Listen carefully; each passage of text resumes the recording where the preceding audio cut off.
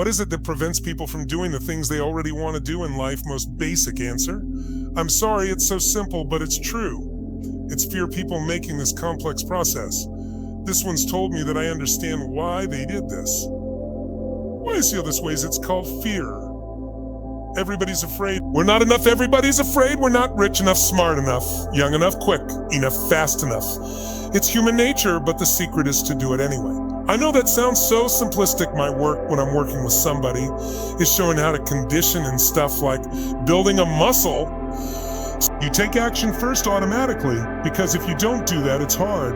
You lose momentum. It's like, how do I get started? Where do I go? Do anything to start the process of moving forward, grabbing the fear. Stop your music. All of you have targets, things that you're after. If you're going to get a result, if you're going to grow your business, if you're going to be able to support your mom, if you're going to get rid of the anxiety, if you're going to be able to overachieve and not have all that fear inside of you, you obviously need to get a new result. You're going to have to get a new action. You don't get new action. You don't get results with lashes doing the same thing. What humans can do is amazing. What they will do is usually disappointing. It's not because we're not capable of it. It's because we don't have new actions, because we get in certain emotional states that dominate us, like anxiety, right? Fear of failure, right? Like the fear of the loss of your mother as an example. So if you're in a state of fear, you're going to behave very differently, very different result than if you were in a place of being courageous or bold or warm or connected or playful, any of those. So the most important key to changing your life in any situation is to change results. You got to change behavior. But to change behavior, you've got to change the emotional state. You're in music. How do you do that when you don't feel like it, where it feels overwhelming? There are two ways, and I've done this with the greatest athletes the world does with 4 different presidents of the United States. I've done it with billionaire clients. All you have to do to change your state is not trying to think your way there like, I'm happy in that day. I'm happy into a bunch of affirmations your brain's gonna go. P.S. You are not having you. Right? What you need to do is make a radical change in the way you use what we call your physiology. It's a big word. It just means the way you use your physical body. I've taught this for 40-something years. 40 years. And about 3 years ago, Harvard finally did a study where they proved what they did worked. And they called it these power positions. And what they showed was if you stand we can try the stand-up just for a moment. If you wanted, we at Homes can try it as well. So simply release it, put both your hands on your hips like Wonder Woman or Superman of that stuff, right? If you stand like this and you breathe this and you breathe deep for just 2 minutes, what the science found was that you will absolutely increase your testosterone by 20%, man or woman. Will drop your cortisol, which as you know, as the stress hormone, by 22%. And you're 33% more likely to take action with you. Wouldn't know before, because fear would have stopped you, Now, I don't have people just stand like this. I have little use their voice, they clavicle changes in their body. You'll feel it after 2 minutes. Or somebody who said you don't put their arms back like this and their feet up. That'll produce the same state. It produces more certainty in you. And that certainty gets you to take different actions. So if you were in a situation, you think of the worst scenario, your mom dying. No, my business goes under. I never achieved at the level I need to all the things I have anxiety about the minute you focus on them. You go into those states of fear, and then you behave fearful and you get lousy result, and we get miles results, ones that do to your brain. To go, see, I told you I couldn't do this. Because this negative loop, so how do we break out of it? We change our focus by asking better questions. That's this answer, this question, your mind. What is it in your life that you're proud of? If there's something you can feel really proud of right now. By focusing on it, your children, yourself, something accomplished you did. How many think of something you can feel proud of? And I don't mean fake pride ego. Pride? Like are you making things up? I mean, well, you really did something you're proud of good right now. When you're really proud, focus on that moment. You're proud of how do you breathe when you feel really proud. And if you're a little kid, what happens to your face when you're really proud? You don't hide it. Right, there's that big smile on your face. Think of something that you could be really grateful for or excited. Pick either one, something to be grateful for a person a moment, or something if you wanted to that. You could be excited about. And she was excited. For how many can think of something in your life that if you focused on it, you can feel excited? You all, right, close your eyes and just right. Moment, all we're doing is changing your focus. Focus on what could excite you, feel like it's really happening. Your mom's healing you, breakthrough in the business. You're achieving, though they want anxiety is ripped from my life. I'm on charge, I'm on top of it. How do you breathe? Will you feel really excited? So if we change the state you're in just by changing our focus or the way we use our bodies, it's got to be a radical change, right? Here's my question for all of you. If you focus on what you want, life is probabilities. There's no guarantees, but you increase them when you change your state, and then you change your state. And that's really what this is all about, learning to change your body and learning to change your focus music. Somebody's really stressed out. They're not stressed out for no reason. It's because they're focusing on something that makes them feel stress. They often, when they're focusing on it, it changes the body. You start to feel tight. You start to feel a certain way. And then they use language like, I don't know what to do. Why am I so overwhelmed? So if we change what we focus on, if we change the way we use our body, we change our language patterns, we'll instantly feel different thing. That's how people use their body when they're worried versus when they're excited. If you learn to use your body first, use your focus first, you can literally change out into the moments, and then you develop new habits where you start to feel good all the time. And it isn't some phony fake pump up. It's literally the way you've conditioned your body, just like being fit. There's an athlete, you want to be emotionally fit. When you're not sure what you're going to do, you're going to hesitate, and hesitation kills momentum. And momentum is what makes up a sports team win. It's what makes an athlete, a business person win. When you get momentous, like takes enormous energy to get a rocket out of our gravitational pull of the earth, but out of the solar system is easy. Once it is momentum, it takes less fuel, less energy. Starting a relationship, starting a business, changing your body.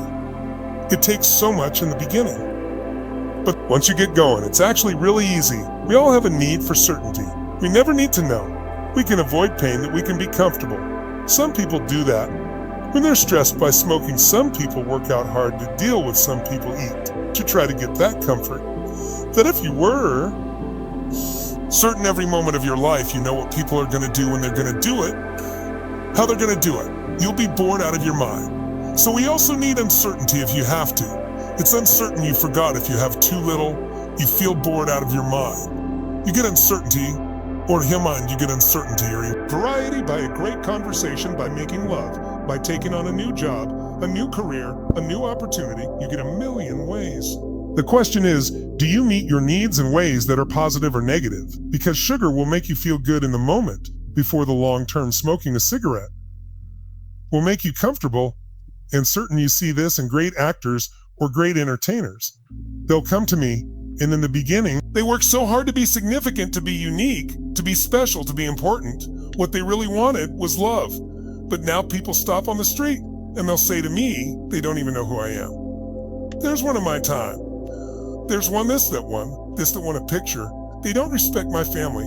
No, respect it. You'll hear him so upset. What they wanted was the love. We can have both. But the more significantly, I'm the more unique I am. The more separate Anthony, the more connected I am. And some people go, yeah, but where am I special? So the finding that balance between the two is what makes people feel alive, and we can meet all these needs in positive ways or negative ways. You get significance by tearing other people down. Oh, they don't. They're lucky. They don't care. They took advantage of somebody. You don't think about them, you see. People got with famous people all the time. Why they tear and the giz them down? Because if I don't feel good about myself, if I can make you smaller, I look like I'm moving up, but you're not, and it doesn't work. But if you do things where you significantly love someone, if you cared for someone, you're the most significant person in life. If you try to prove you're significant, then you have the kind of the Trump effect. Even people that like him will say, sometimes he can push people aside because he's telling everybody how special he is. That gets in the way of relationship. If we're going to connect, we got to not make ourselves significant. We got to find out. So what's significant? The other person in honoring first four needs are the needs of the personality. We all find a way to be certain, even have to lie to ourselves, or just work hard. We've all find variety. We all find significance, even it's tearing other people down. We offer at least connection, if not love, but the spiritual needs are to grow. People say, what does it take to be happy? I say one word: progress. If you're not there yet, but you are starting to make some progress in your body, a progress on your relationship, for progress on your career, your finances, you're gonna feel good. And when you achieve it, how long do you feel good? Not very long, because when you achieve it, you stop growing. You kind of celebrate, nothing wrong with that. But how long after you get that thing you wanted? Are you happy? A week, a month, a year? They're almost never here. It's a short time. And the reason is, we're not supposed to just sit there at the table success and celebrate 4 years. We need to grow to feel alive. And everything, the universe grows or it dies. But when we we have something to give, and when we give that, people often say human things are selfish. I've been selfish. I'm sure you've been at Guatemala. But that's not my core, and it's not anybody's. I'll prove it to you when you're having all of you at home, and all of you there when you have something great in your life that happened. You hearing something, you experience something, you experienced something beautiful. What's the first thing you want to do? Tell people, share on something. Love. Why? Because when you share with it, it expands. See, pleasure is something coming into me. Outside happiness is something inside you that you share. And if happiness is what people really want, pleasure, to get pleasure from alcohol or anything but some people, it's all about me. And you're taking what's inside yourself, good, you've grown, and you're giving to someone. You'll have your children, a friend, a girlfriend, boyfriend, a coworker, anybody. There's an aliveness you can't feel by yourself. There's only so much pleasure you can feel. Happiness and joy comes when that expansion is shared. Music, if you want to break through, not just a little change. You can change laterally, you can go for being pissed off, too frustrated. But if you really want to change, most people are trying to change these. Anyone lose weight? I want to make money. They go, how do I do it? They look for the strategy. But I'd like you to think of 3S strategies where most people go first, like, how do they do it? But how hard do they do it? But how hard is it really truly to be fit, have energy? It's not that complex. It's not like reserved for the 1% or expensive to learn. You have to interrupt, you have to hide from the answers to those things. The real problem is the second S story. They have a story that says it's a set of beliefs they tell themselves over. Again, I've tried everything, or if they're single, all the good ones are gone. Whatever the story is. And if you tell yourself a story over and over again, so we convince ourselves, you always come up a lousy story when you're in acid state.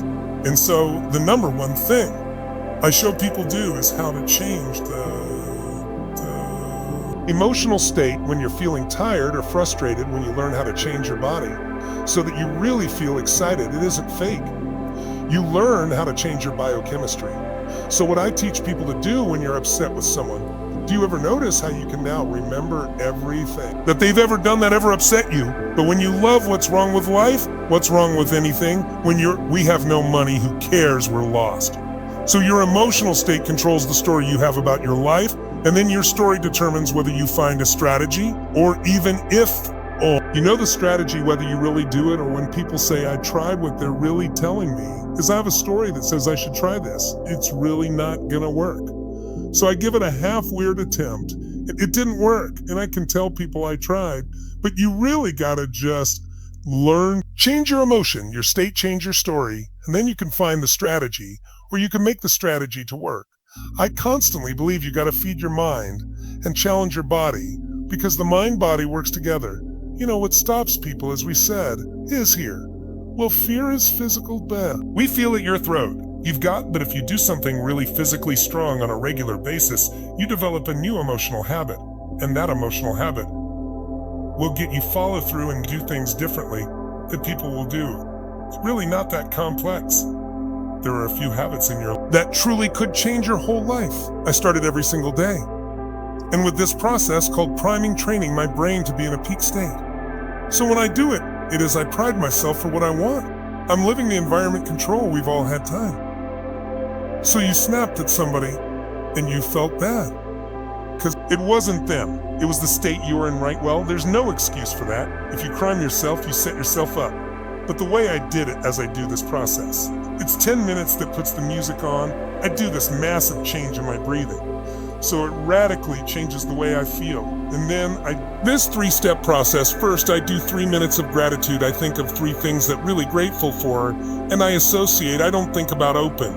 I feel it, and the reason is when you're grateful, you can't be worried. You can't be fearful when you're grateful. You can't be angry, and anger which screw people up most in their relationships, in their life, and their business. So I wire myself. I'm saying to you that most people want to be happy, but their habit is to be worried or pissed off or frustrated or stressed. And so they've got a highway to stress, and they got a dirt road to happiness. So I wire myself. I've got a highway to gratitude, which changes all your emotions. And then I do 3-minute process, have kind of a prayer for my family and friends, and then they do 3-minute process at the top. 3 things I want to accomplish.